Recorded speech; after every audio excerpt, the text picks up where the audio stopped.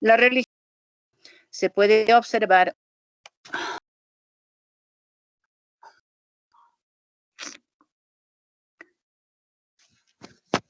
Bien, señores.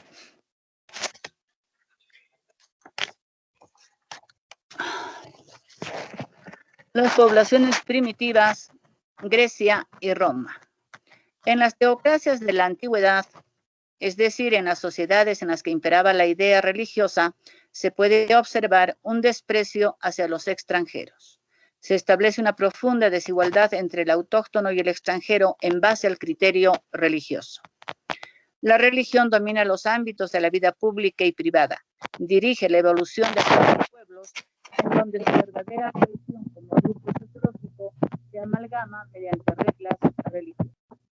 La discriminación de los extranjeros en la antigüedad estaba basada en la idea religiosa en los términos siguientes. El ciudadano es el hombre que posee la religión de la ciudad y que honra a sus mismos dioses. El extranjero es aquel que no tiene acceso al culto al que los dioses de la ciudad no protegen.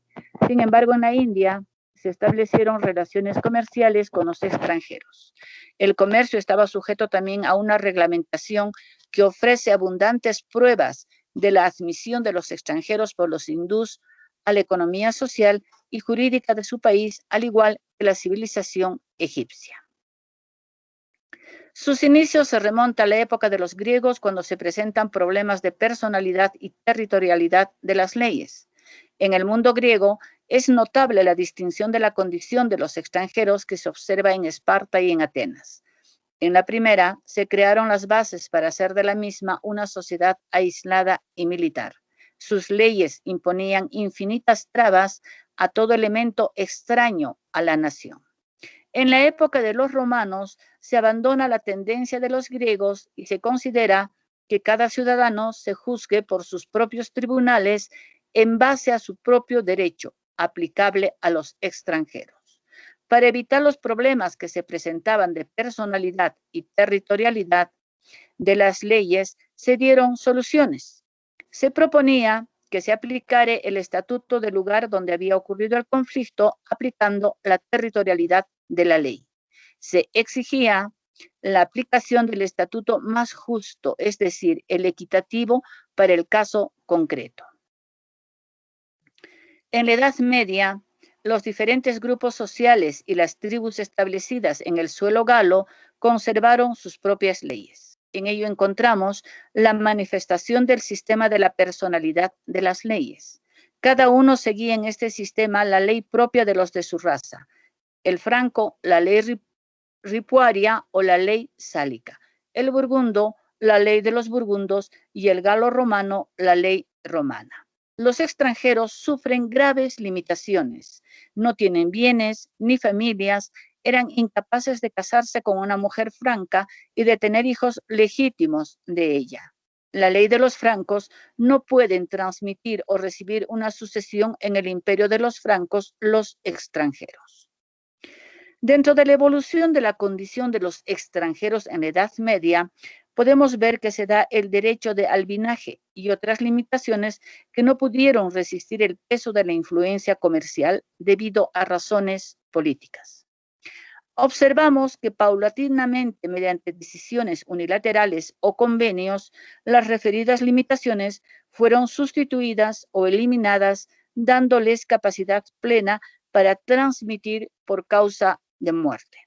Los extranjeros que habían obtenido carta de ciudadanía fueron librados de la incapacidad de transmitir sus bienes.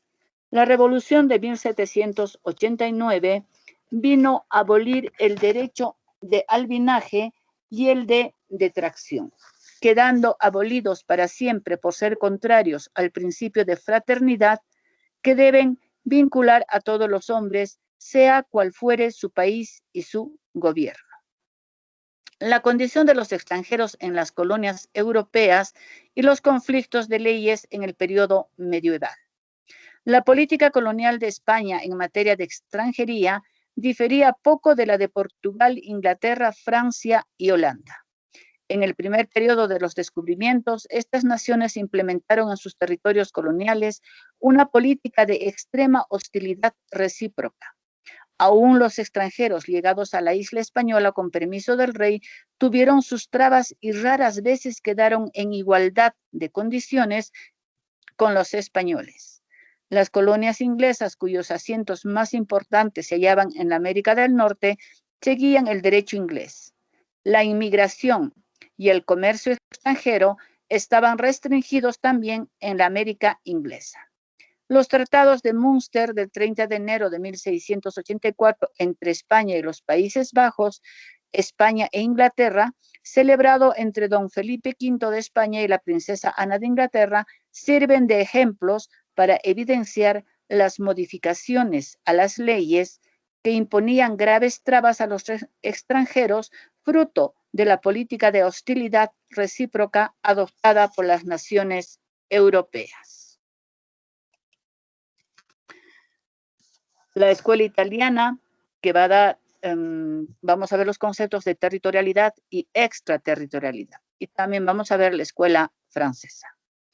En Italia, donde predominaba sobre todo a partir del siglo XIII una civilización urbana, algo semejante a lo acontecido en Holanda a partir del siglo XVII, es decir, donde había un gran número de ciudades relativamente próximas unas de las otras, se crearon las condiciones para un intercambio comercial más efectivo que allí donde imperaba una economía puramente rural. Cada una de estas ciudades constituía unidades independientes gobernadas por sus propias leyes, conocidas bajo el nombre de estatutos. Establecieron relaciones frecuentes entre individuos sometidos a leyes, estatutos diferentes. Y cada ciudad consideraba sus estatutos como los que mejores se adaptaban a los intereses que regían. A ver, es decir, si un ciudadano de Bolonia se trasladaba a Modena para atestar, conforme a cuáles estatutos tendría que estar hecho este testamento, a los de Modena o de Bolonia. De acuerdo a cuáles estatutos debía ser juzgado un ciudadano cuando era sujeto de un acto jurídico en otra ciudad distinta a la suya. Esto produjo un problema de conflicto de leyes. En la Edad Media, el norte de la actual Italia estaba ocupada por pequeños estados con legislación propia, los estatutos, diferente de la ley del Imperio Romano, relacionados entre sí en virtud principalmente del comercio y que en sus relaciones muchas veces entraban en conflicto siendo dudoso cuál estatuto era el aplicable al caso. Existieron soluciones. La primera proponía que se aplicara el estatuto del lugar donde había ocurrido el conflicto aplicando la territorialidad. Otro exigía la aplicación del estatuto más justo.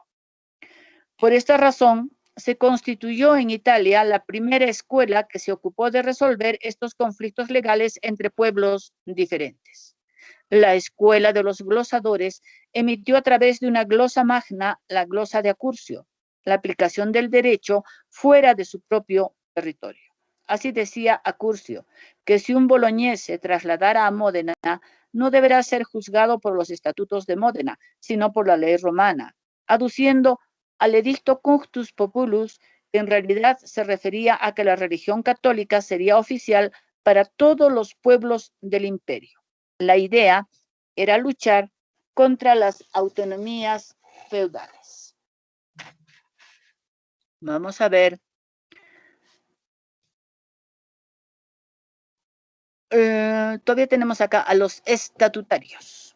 Los estatutarios. En esta época existían dos estatutos, como lo eran el que establecía el señor feudal y el que reclamaba el individuo según las costumbres.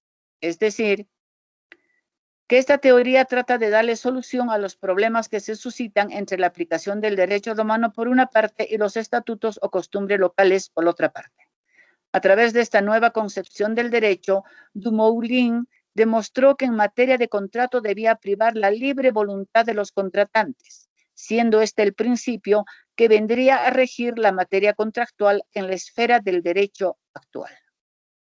La escuela italiana clasificó a los estatutos en territoriales y extraterritoriales.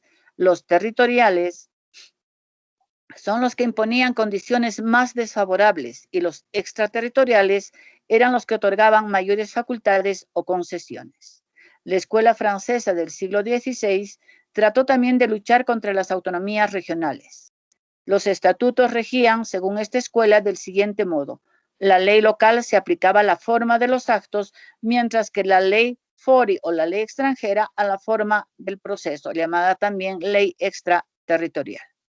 En las 7 partidas también hallamos normas de derecho internacional privado. La extraterritorialidad de los estatutos se concreta con mayor intensidad en la escuela francesa del siglo XVIII.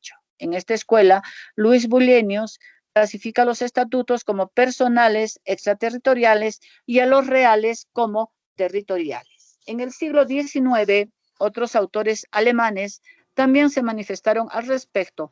Sacharie expuso que las relaciones jurídicas deben juzgarse conforme a la legislación del país de pertenencia del juez que resuelva el litigio. Si esta ley admite la aplicación del derecho extranjero, este derecho puede aplicarse. La aplicación territorial del derecho admitía varias excepciones, como cuando se aplique la ley extranjera por convenio entre las partes o cuando existiera un tratado intergubernamental. Vamos a ver a los glosadores y los postglosadores. Los glosadores era un grupo de juristas vinculado a la recepción del derecho romano justinianeo en Occidente, que se desarrolló desde fines del siglo XI hasta mediados del siglo XIII. En el siglo X se produjo en Italia el redescubrimiento del derecho romano, del Corpus Juris Civilis, derecho romano justinianeo, que se encontraba en unos libros que el emperador de Oriente, Justiniano, había mandado a realizar en el siglo VI. En este contexto de recepción de un orden jurídico desconocido, surge esta escuela de juristas, a la cual se le denominó de los glosadores, por utilizar principalmente la glosa. En sus análisis del Corpus Juris Civilis, al ser el derecho romano justinianeo muy vasto y complejo, y al constituir un derecho nuevo en Occidente, se hizo necesario que alguien se encomendara a la tarea de aclarar su sentido para lograr su comprensión y posterior aplicación en el texto del Sacro Imperio Romano Germánico, que se sentía continuador de la tradición del antiguo imperio. La escuela de la glosa comenzó a desarrollarse a fines del siglo XI en la Universidad de Bolonia. Aquella institución nació como una escuela de derecho en 1088 y en la Universidad de Bolonia. Y sus primeros profesores en el concepto de la recepción fueron los cultivadores de este análisis jurídico. La glosa consistió en analizar un texto, aclarando y explicando el significado de sus palabras o fragmentos, hasta llegar a hacer una interpretación general de este. Es decir, la glosa en un primer momento era de significado, luego lo fue de sentido. Así pues, el método de la glosa experimentó un desarrollo originalmente de una simple apuntación gramatical o lexicográfica hasta llegar a ser una explicación acerca de la razón del texto. Los postglosadores. Los postglosadores eran fundamentalmente analíticos e inductivos. No establecían reglas generales para solucionar los diversos problemas estatutarios que podían presentarse, sino que analizaban cada caso en forma individual, en lo que se refiere a la cuestión delictual. Distinguió si se trataba de un delito de derecho común o no. En cuanto a los bienes, consagró el principio de la ubicación, es decir, el estatuto territorial. Se les identifica también a los postglosadores con la llamada Escuela de Bolonia. La escuela de los postglosadores se la ubica desde el siglo XIV al XVII. Sus más destacados representantes fueron Bartolo Sassoferrato y Balbo de Ubaldis. Al intentar establecer una diferencia entre glosadores y postglosadores, se piensa en el método empleado por los representantes de esas dos escuelas. Los primeros basaron sus puntos de vista en la ley romana recapitulada y los segundos partieron de la propia glosa.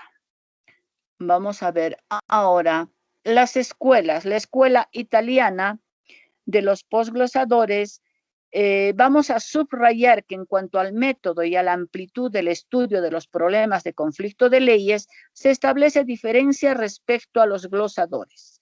En cuanto a los límites especiales de los conflictos, de los que ocupan tanto a los glosadores como a los posglosadores. No se puede trazar diferencia en términos generales. Los unos y los otros se ocuparon de conflictos surgidos entre estatutos de ciudades sometidas a una misma soberanía, a la del Imperio Germánico. Los posglosadores que comentaron el derecho romano indagaron más profundamente el tema. Así tenemos a Bartolo de Sassoferrato, que determinó en su comentario sin códice a Legem Cunctus Populus que la forma de los contratos y sus efectos normales debían regirse por la ley del lugar de celebración, mientras que sus efectos accidentales, como por ejemplo la mora, debían regirse por el lugar de ejecución. En materia de bienes se aplicaría la lex rei citae, o sea, el estatuto del lugar de su ubicación. En los testamentos, la forma se valoraría por el derecho local, la interpretación de sus cláusulas por la ley del lugar en que se otorgó y la capacidad del causante por su ley personal. La escuela francesa. Vamos a ver que la escuela francesa del siglo XVI se caracteriza por el surgimiento de los estados modernos, con luchas internas contra el régimen feudal y externas, y contra la fuerza del imperio y la ideología de la Iglesia Católica.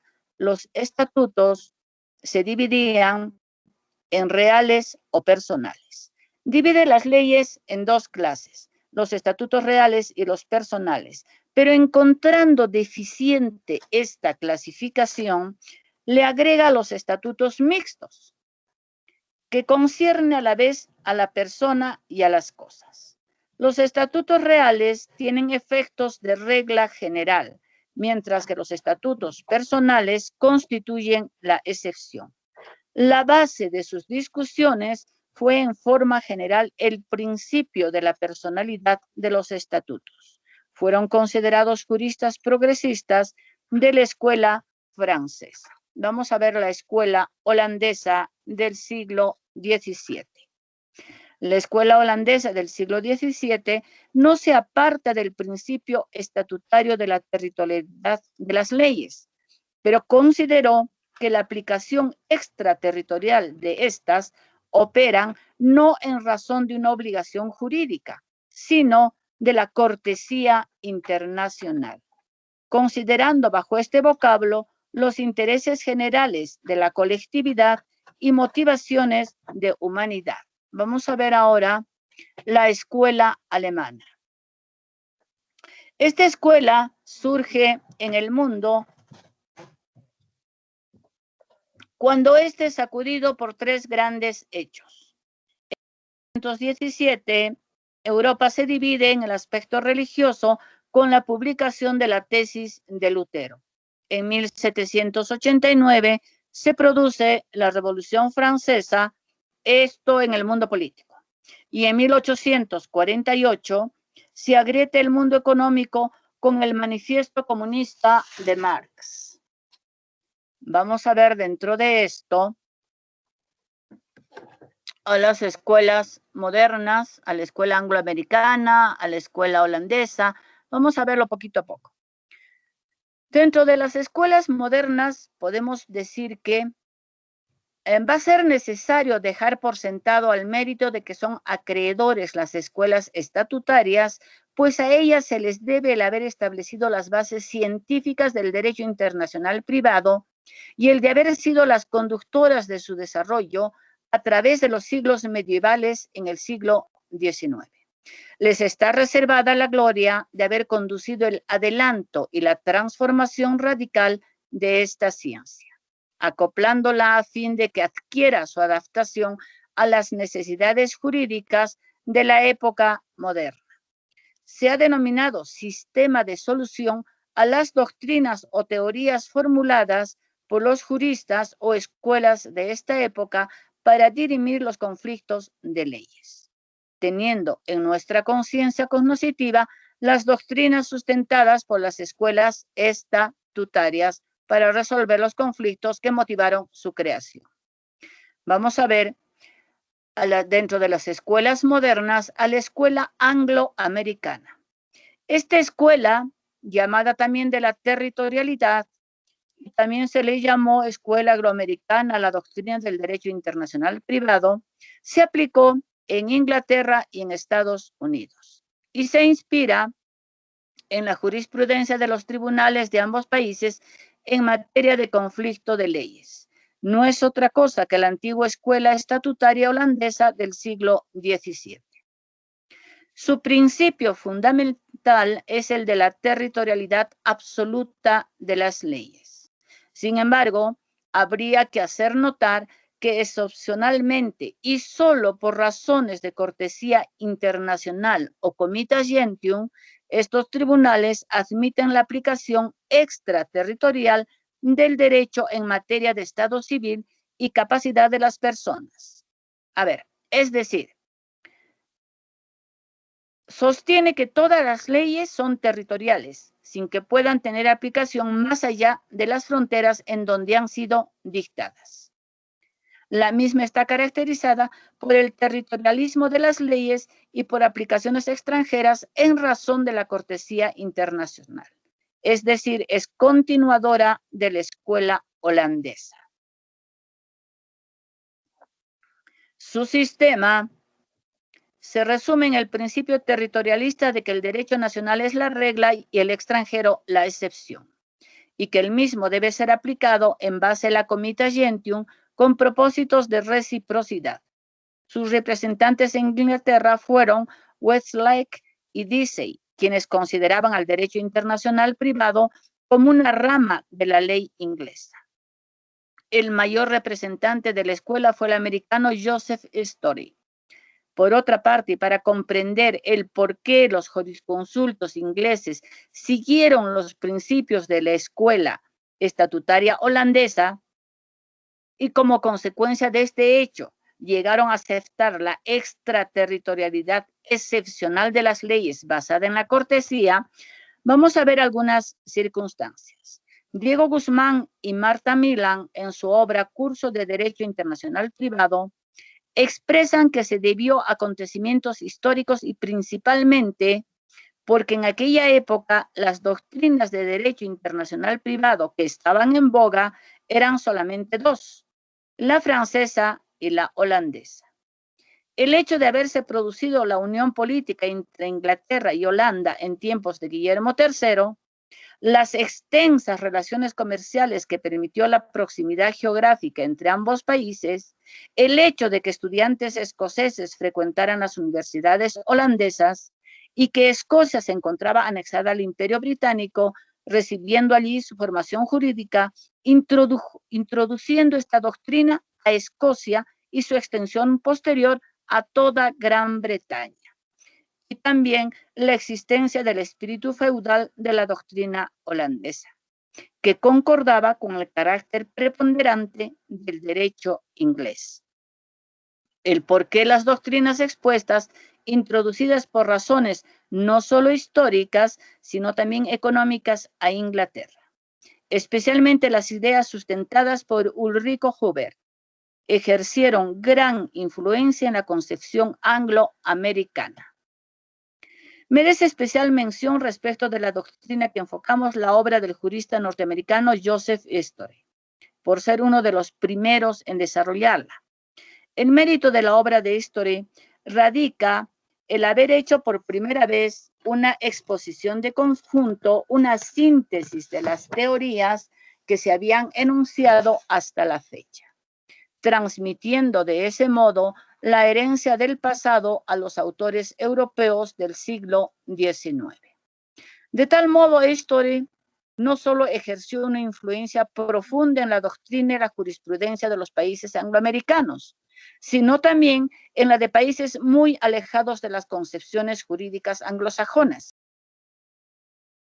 Pero el verdadero servicio que prestó Story al derecho internacional privado fue que al elaborar un conjunto de principios concordantes con el espíritu del common law, produjo lo que solo puede ser descrito como el renacimiento del ramo. Inmersas en el escenario en que se desenvuelven las respectivas escuelas que pretenden resolver el llamado conflicto de leyes. Vamos a ver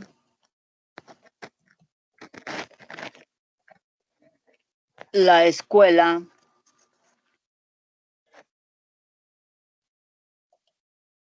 las escuelas, llamadas también escuelas intermedias, que constituyen un grupo ecléctico y es el más extenso. Sin embargo, para el objeto de este curso, la descomponeremos únicamente en dos subgrupos. La escuela de Savigny o de la comunidad jurídica y la escuela de la nacionalidad de Pascual Stanislao Mancini. También tenemos la escuela de Pilet o del fin social, que la vamos a ver después. La escuela alemana de Savigny. Este era un alemán de ascendencia francesa, hugónata, profesor de Derecho Romano y autor del célebre Sistema de Derecho Romano Actual, de 1894. Savigny es la figura principal de la Escuela Histórica del Derecho, pero para esta escuela el derecho no es obra del legislador, sino una creación del alma o espíritu del pueblo. Así el derecho no sería obra del legislador, sino de fuerzas internas y calladas que se expresan en la costumbre, en la conciencia jurídica del pueblo. Este alemán, Savigny, fue el que sentó las bases del derecho internacional actual, considerando que no afecta a la soberanía de un Estado la aplicación de la ley extranjera a las relaciones entre particulares, por lo cual nada obsta a la creación de normas de derecho internacional que prevalezcan sobre las normas de cada Estado para solucionar conflictos que trasciendan el ámbito de un solo Estado, salvo que contraríe principios de orden público. Esta escuela surge como contraposición a la escuela angloamericana y el trabajo de Savigny es en el Tratado de Derecho Romano Actual, donde asienta su teoría en una comunidad jurídica de derecho de pueblos. También sostiene que cada Estado tiene el deber internacional de admitir el derecho extranjero como fuente de derecho nacional, pues para él se debe aplicar el derecho más conforme con la naturaleza de la relación jurídica de que se trate, sin distinguir entre nacional o extranjero. En virtud de este sistema, la aplicación extraterritorial de la ley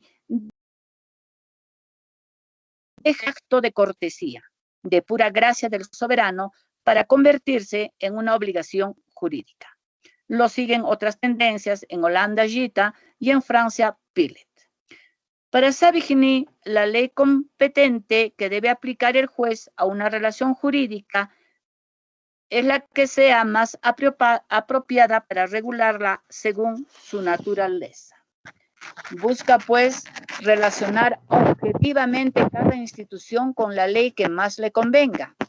Busca para cada relación de derecho el dominio jurídico a que esta relación pertenezca por su naturaleza.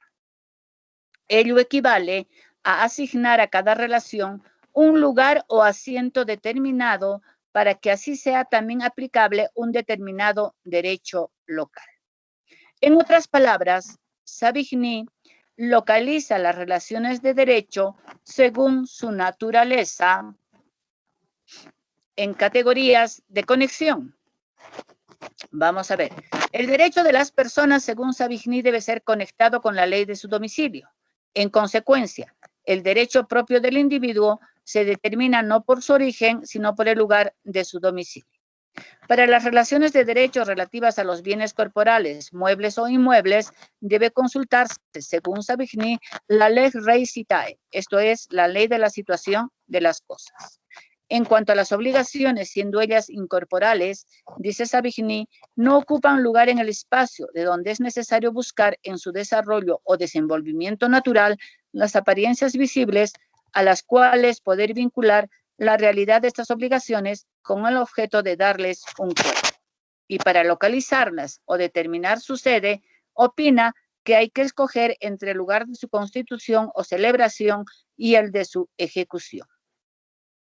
En este sentido, dice que en el derecho de las personas, este es accidental, fugitivo y extraño a la esencia de la obligación, lo que no ocurre con las relaciones relativas a los bienes corporales, muebles o inmuebles, donde la obligación tiene valor por su ejecución y debe así considerarse el lugar de esa ejecución como sucede, siendo pues la ley del mismo la que debe regir la obligación. Savigny también estudia el problema del derecho de sucesión, el que según él se rige por la ley del último domicilio del causante, el de la forma de los actos jurídicos, a la que hace aplicable la ley del lugar de su celebración, locus regis actum, el de los delitos, que deben regirse por la ley del lugar donde se cometen, el de procedimiento, que debe regularse por la lex fori. Excepciones a la aplicación de la ley extranjera normalmente competente. Dado el carácter con que se presenta la aplicación de la ley extranjera normalmente competente, está sujeta a dos clases de excepciones en los casos siguientes. Uno, cuando se trata de leyes de naturaleza positiva, rigurosamente obligatoria, que puede tener como base un motivo moral, como la que prohíbe la poligamia. Dos, cuando se trata de instituciones de un Estado extraño cuya existencia no se encuentra en general reconocida en otro y que por consiguiente no pueden pretender en él la protección de los tribunales. Por otra parte, se podría considerar la influencia que en los círculos jurídicos ha tenido el sistema savigniano muy superior en técnicas a todos los anteriores, pues puede juzgarse como auténticamente extraordinario tanto en Europa como en América.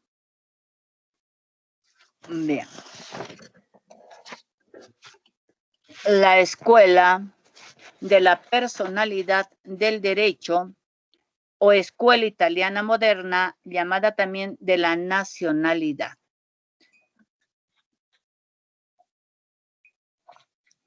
Fue expuesta por Mancini en la Universidad de Turín. Este célebre jurisconsulto, profesor y estadista italiano, cuyo nombre completo fue Pasquale Stanislao Mancini, señala que con relación al derecho internacional privado, este consiste en el principio fundamental de la personalidad del derecho, esto es, que las leyes son personales y no territoriales, y en consecuencia deben seguir a la persona donde quiera que se traslade, especialmente respecto al estado civil y capacidad del individuo en que la ley debe aplicarse.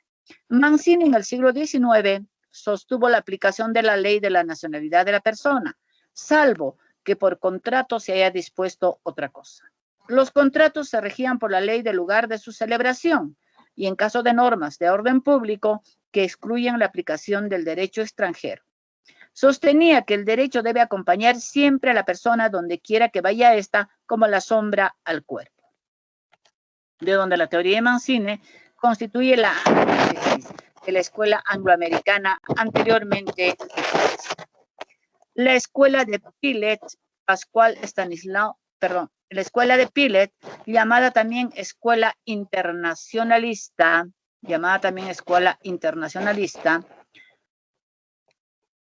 de Antoine Pilet, es la más, podemos decir que es el más original de los juristas franceses. Ha creado una teoría nueva para la solución de tan intrincado asunto jurídico, la cual calificamos de bastante personal.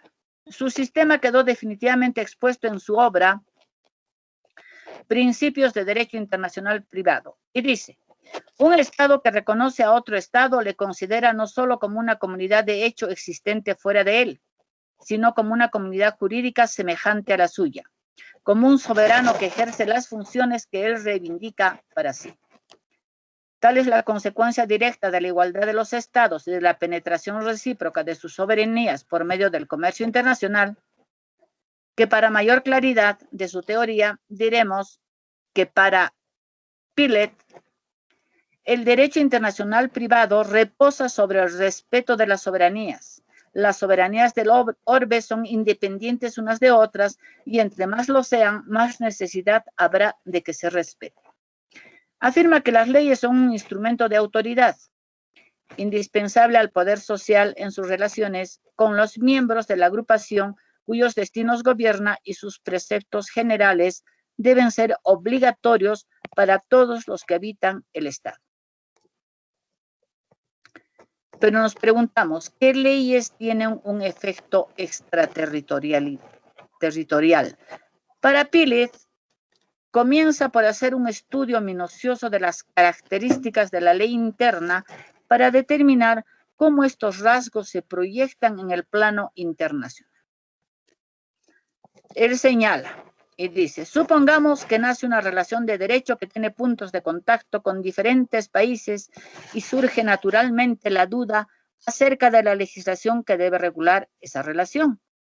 La solución perfecta para Pilet consistiría en asegurar a la ley en las relaciones internacionales de orden privado la misma plenitud de efectos que poseen las relaciones interiores entre ciudadanos.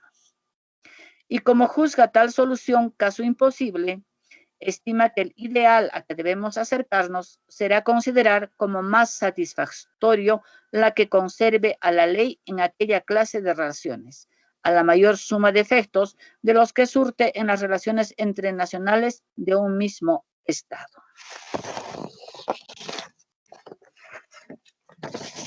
Vamos a ver la concepción privatista del derecho internacional privado. La concepción formalista toma como punto de partida para la definición del objeto de la disciplina, esta disciplina, derecho internacional privado, la norma. Y adopta una postura puramente normativista. El punto de partida para delimitar el campo de estudio del derecho internacional privado es la norma jurídica. Toda materia regulada por una norma de derecho internacional privado será materia de estudio, dice él, de la disciplina. Y la norma del derecho internacional privado es delimitar el ámbito de aplicación de las normas. En la concepción privatista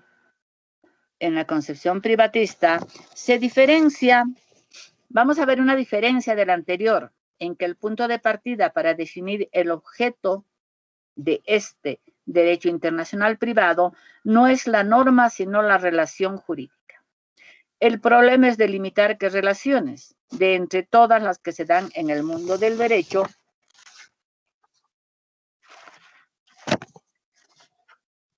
internacional privado.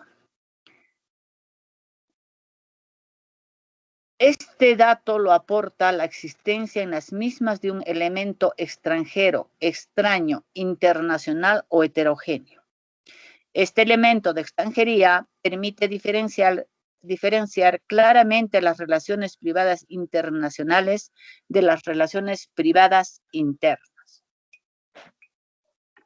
Para esta concepción, que es la que se mantiene en la actualidad por la mayoría de la doctrina, la norma de derecho internacional privado cumple una función de reglamentación de las relaciones de la vida jurídica internacional de los particulares. Se da a entender que el objeto del derecho internacional privado está constituido por las relaciones jurídicas y ya no por las normas que se conciben como meras técnicas de reglamentación de las mismas.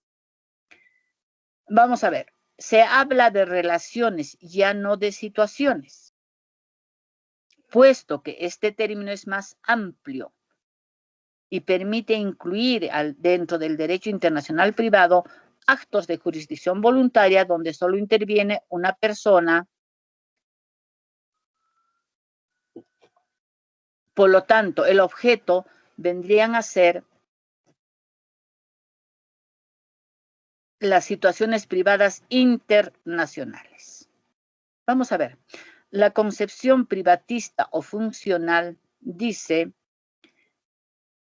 que es resolver la discontinuidad de las relaciones jurídicas en el espacio, aportando una respuesta adecuada o justa a los problemas que plantean las situaciones privadas internacionales. Es una concepción mayoritaria seguida por muchos países. Bien, señores, hemos concluido con esta evolución del derecho internacional privado y luego estaremos viendo la tercera semana, que será posiblemente un poco más ágil y menos englobada en la historia misma.